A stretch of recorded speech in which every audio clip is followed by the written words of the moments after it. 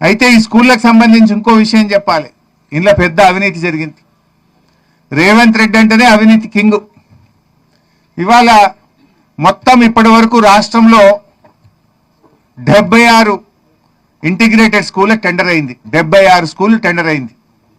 ఏ tender చూడు 4.86 excess, 4.9 excess, 4.96 excess, 4.99 excess. ఇది 76 స్కూళ్ళ లిస్టు రిలీజ్ చేస్తున్నా.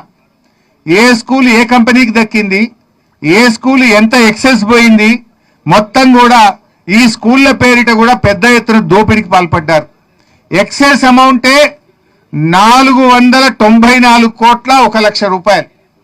ఎక్సెస్ మీద పోయిందే 494 కోట్ల 1 లక్ష రూపాయలు ఎక్సెస్ పోయింది. అంటే ఎంత అవినీతికి పాల్పడుతున్నారు. అంటే ఒక్క టెండర్ అయినా మైనస్ పోదా? 76 స్కూల్ టెండర్ పిలిస్తే ఒకటైనా 1% ఎక్సెస్, 1% మైనస్, 4% మైనస్, లేదా 2% ఎక్సెస్, 3% ఎక్సెస్ ఉండద్దా? అన్ని స్కూళ్ళు 4.96 ఎక్సెస్, అన్ని స్కూళ్ళు 4.86 ఎక్సెస్. ఈ నర్సంపేట స్కూల్ కూడా ఎంత పోయిందంటే ఎక్సెస్, నర్సంపేట ప్యాకేజ్ 8 ఇది 4.86 ఎక్సెస్. 136 కోట్లు ఉంటే 142 కోట్లు అయింది. ఇది కూడా 4.86 ఎక్సెస్ పోయింది. అంటే ఇదంతా విద్యాశాఖలో రేవంత్ రెడ్డి కనుసన్నల్లో జరిగిన స్కామ్. దీన్ని కూడా బయట పెడతా ఉన్నాం. 76 స్కూళ్ళు అన్ని కూడా తన అనుయాయులకు 4.96% ఎక్సెస్ లో దాదాపు 500 కోట్ల ప్రభుత్వ ధనాన్ని లూటీ చేసిండ్రు.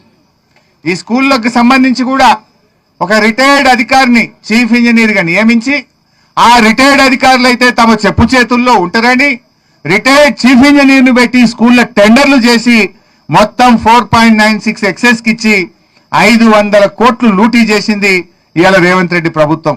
విద్యాశాఖ మంత్రి ఆయన్నే, ముఖ్యమంత్రి ఆయన్నే. ఇటు స్కూళ్లను లూటీ చేసిండ్రు, స్కూళ్ల పేరిట దేవాలయాలను కూల్చి గుప్త నిధులను కూడా లూటీ చేసే కుట్ర చేస్తా ఉన్నారు. అందుకే దీని మీద విచారణ జరపాలని విజిలెన్స్ డిపార్ట్మెంట్ ను కూడా మేము కోరుతా ఉన్నాం. త్వరలోనే విజిలెన్స్ డిపార్ట్మెంట్ కు, సివిసికి కూడా దీనిపైన ఫిర్యాదు చేస్తామని చెప్పి కూడా ఈ ప్రభుత్వాన్ని హెచ్చరిస్తూ